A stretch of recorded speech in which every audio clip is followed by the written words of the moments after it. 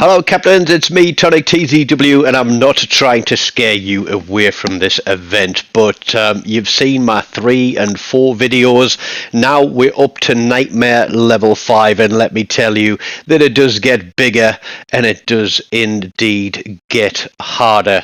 Now we played a lot of the games through in Division through the first part of the week, but I decided to jump in to some randoms and see how we could do with that, to see if we could tick off Ring 5 and pick up the Tier 4 Nicholas as the reward ship.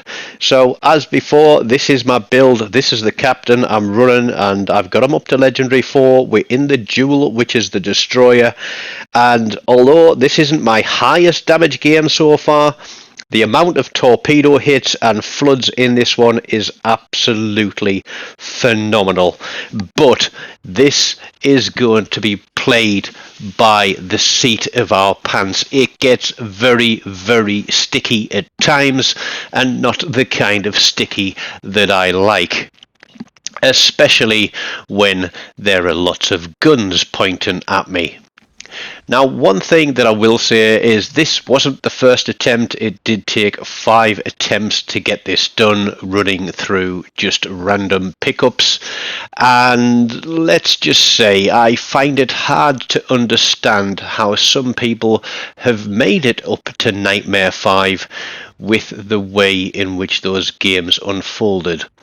When you're losing a ship barely 2 minutes into the game in the first wave and it's your only radar cruiser, it begs the question of what they were doing. We had another game where a single destroyer sat out wide on the right flank, almost against the edge of the map, and even though the push was on the left and centre, he still sat out there just waiting for ships to sail in. Let me tell you that this is not necessarily a sit and wait game. This is a destroyer's game where you have to be absolutely dynamic in your gameplay.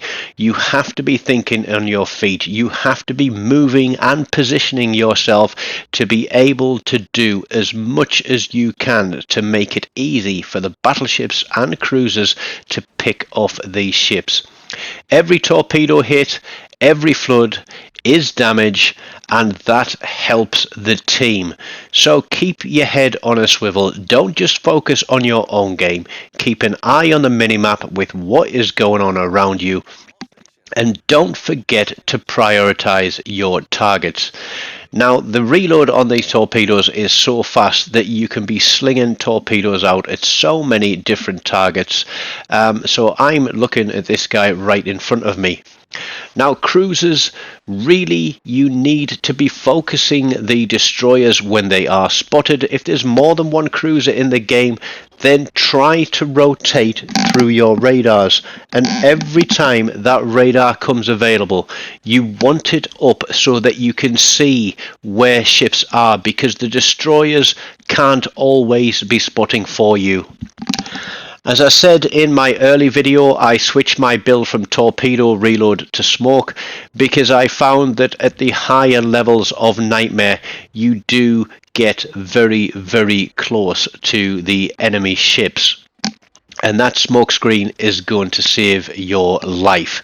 So really do consider how you've got your ship built and how you are running in it, because even though in this game I'm going to get within 2 kilometers of some ships and be getting spanked for it. The AI literally have no reaction time on their guns. There are instances in this game where I get myself spotted, and within half a second there are salvos coming towards me. 3.5 minutes into the game, destroyers are already pushing the cap. The key is to try and keep them away from this circle. If there is a ship getting close towards a circle, it doesn't matter what else is coming, focus that one ship down and get rid of it. I'm looking at this guy, but the cruiser is able to pick him up. Next is the Scarab. He's the closest, and so we are going to get onto him as well and do as much damage as we can.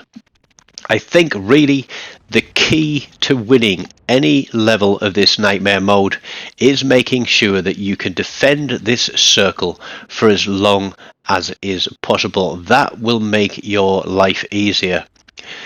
Now, there is a DD out there on the left flank. They can take care of that Varg as far as I can see. There's another Varg coming in to our right hand side here, and so we're going to look and see what we can do to get some damage on him to make it easier for the battleship and the cruiser to pick him up. We've got our smoke screen available. Our engine boost is running to give us extra speed at the moment because we don't need health. But this guy is stopping and starting. I'm thinking, how do I do this now? Has anybody got line of sight on him? It does look like the battleship is bow tanking this guy, and so I'm going to get in on a flank here. We're going to roll this smoke because we're certain that the BB does have line of sight, and we're going to get the torpedoes out on here. Now, as much as this is very fast-paced, very dynamic gameplay, there are stages in this game where it is useful to pop that smoke and then sit in it and angle your torps and get them on to the targets. We've now got 3 targets to our front at least. I think there's also a destroyer here. Our smoke screen has just run down, and I'm thinking, okay, am I in a good position? Am I in a bad position? Where do I need to be? Scarabs, let's get onto these guys, and then let's get turned around and wait for that smoke to reload. Here we go, watch this. No sooner am I detected than the shots are coming my way. So we run the smoke again.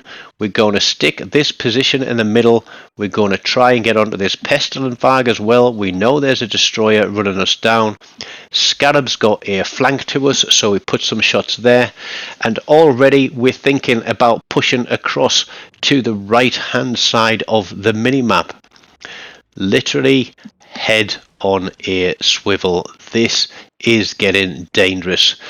The reds are getting very, very close to the circle, and I'm thinking I need to move from here, but I need to do as much as I can to stop these guys from getting in the meantime. 2 destroyers on the right flank. I can't see where our cruiser is. He's there in the center, but torpedoes coming through. Those are coming from a cruiser. Look at that. My smoke screen drops momentarily, and I get absolutely slammed by everything. So now we need to look at this pestilent Varg and also those 2 destroyers.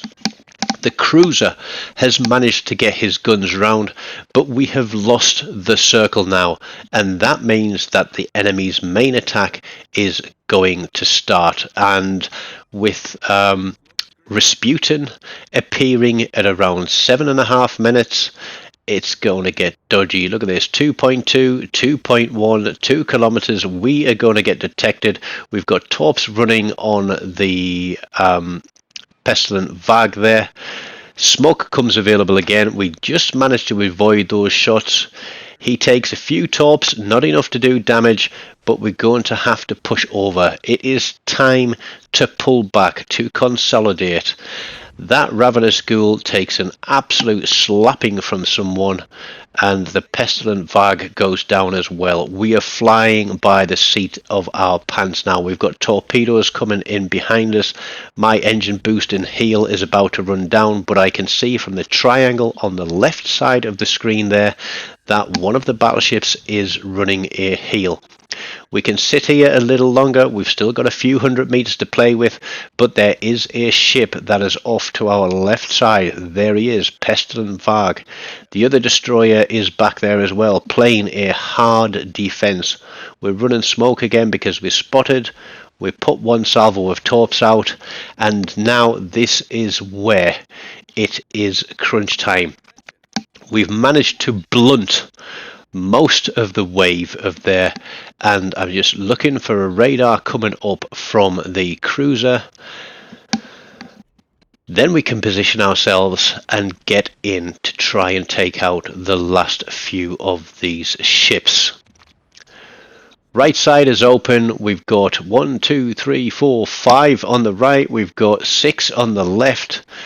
Where do we put ourselves here? We need to be in a position to flank, and that is what we're going to do. And I think at this stage I make the decision I need to push across wide onto the right flank, because I don't want that destroyer coming through the center here against me.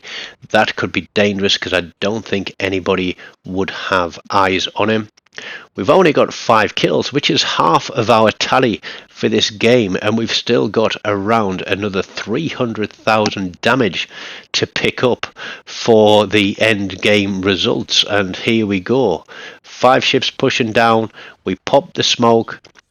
That cruiser there on the right side of the screen is the risk to me, the Kraken. I don't want to be near him, but I don't really have much choice. Torpedoes going out against the Pestilent Varg, but that wreck is potentially blocking them. We might pick up the destroyer. Smoke screen is running down. 4 seconds left. This is getting very hot and very sticky. Now we need to move. 45 seconds left on the engine boost, so we can afford to take a couple of hits, but look at how close these guys are. This is not where I want to be right now. Come on, smoke screen, look at that. Now sooner am I detected than the shells are incoming. We can roll this smoke with the engine boost. We can try and get onto this crack, and we're spotted because we're within 2 kilometers.